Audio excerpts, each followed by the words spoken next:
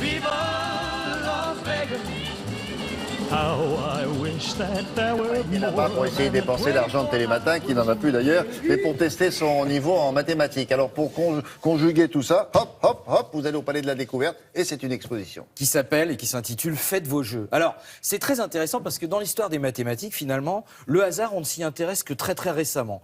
En fait, le hasard, pour les mathématiciens, évidemment, comme on ne comprend pas, et puis vous savez, à l'époque, le hasard, c'est lié soit au Dieu, soit à la magie. Donc les mathématiciens, les premiers mathématiciens, ils s'intéressent aux choses qui leur permettent de construire, donc à l'architecture, à la géométrie, mais le hasard, la statistique, la probabilité, les lois des grands nombres, c'est finalement assez récent. Et ce qui est très intéressant dans cette histoire de statistique et de hasard, c'est qu'en fait, vous avez d'un côté le hasard, c'est-à-dire des événements qui vont se produire, on ne sait pas comment, on ne sait pas pourquoi, et de l'autre côté, vous avez ce mot très joli de la langue française qui s'appelle coïncidence. On dit tiens, je l'ai rencontré, c'est fait un film, je vous signale. une coïncidence, Hasard exactement. ou coïncidence, ça Heureux s'appelle. hasard. Je vous dis ça comme ça. Eh bien, regardez, qu'est-ce que c'est qu'en mathématiques qu'une coïncidence?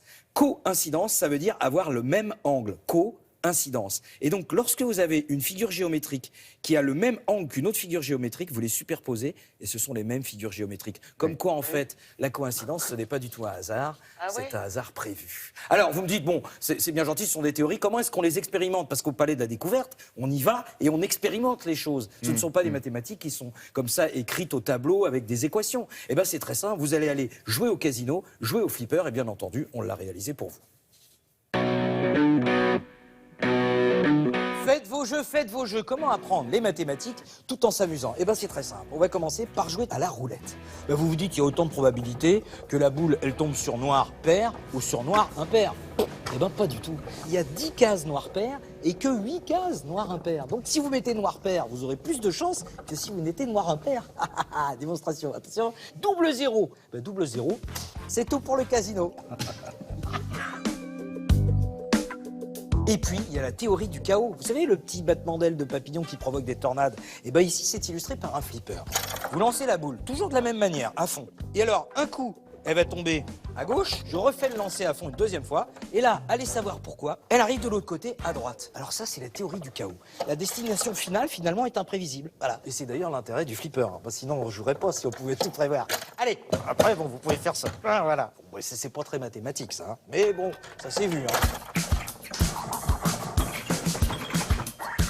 Bon, alors on peut rien prévoir. Ah bah si, ici vous avez la planche de Galton. Si vous mettez une petite bille, vous allez pouvoir prévoir exactement qu'elle va plutôt tomber au centre qu'aux extrémités. Parce que c'est plus facile de faire gauche-droite pour la bille que de faire droite-droite ou gauche-gauche. Et du coup, eh ben vous avez une courbe de distribution ici des billes, avec beaucoup de billes au centre et très peu de billes aux extrémités. Et d'ailleurs, cette courbe, elle porte un nom, c'est la courbe de Gauss. Voilà. Et moi, je me gausse de le savoir. Et maintenant, petit défi statistique. Vous tombez sur une affiche comme ça, et on vous demande combien il y a de bonbons. Difficile, vous allez compter un par 1, 2, 3, 4, 5, ça va être long. Donc vous faites la méthode statistique, vous la divisez en 200 petits carrés, et vous comptez combien il y a de bonbons dans un seul carré. 1, 2, 3, 4, 5, 6, 7, 8, 9, 10, 11, à peu près 30, multiplié par 200, il y a 6000 bons becs. Et voilà, c'est grâce à cette méthode statistique qu'on arrive à dénombrer les manifestants, ou à faire des sondages aussi, avec des échantillons, des sondages qui sont toujours justes. Non, René, c'est quoi cette arnaque sur la statistique, là? Et pour terminer, le dénombrement. Il y a ici une œuvre de Raymond Queneau qui s'appelle 100 000 milliards de poèmes. Comment est-ce qu'on peut faire 100 000 milliards de poèmes? C'est très simple, il y a 10 pages. Et par page, il y a 14 vers qu'on peut, comme c'est découpé, mélanger. Donc on les a reproduits ici. Voilà. Donc combien de possibilités ça fait? Ça fait 10 puissance 14, soit 100 000 milliards de poèmes. Voilà. Si vous lisez 24 heures sur 24, il vous faudra à peu près 200 millions d'années. J'y vais, hein, je vous laisse. Je me souviens encore de cette heure exquise qui se plaît à flouer de pauvres provinciaux. Il grelottait le pauvre au bord de la Tamise. La mythe a grignoté tissu, os et rideaux. Et d'un. Vous pouvez y aller, hein, parce que j'en ai pour 200 millions d'années quand même. Salut! Le mijote a regretté le tissu. Et ça marche? Et ça marche. Ça matche bien? Ça matche les bien. verres, ouais. C'est-à-dire qu'évidemment, tout est prévu pour que vous puissiez effectivement faire ces 100 000 milliards de verres. D'accord. Au Palais de la Découverte, avec les petits et les grands, ce sont les vacances scolaires, allez-y. Hein. C'est vrai. Merci Thomas.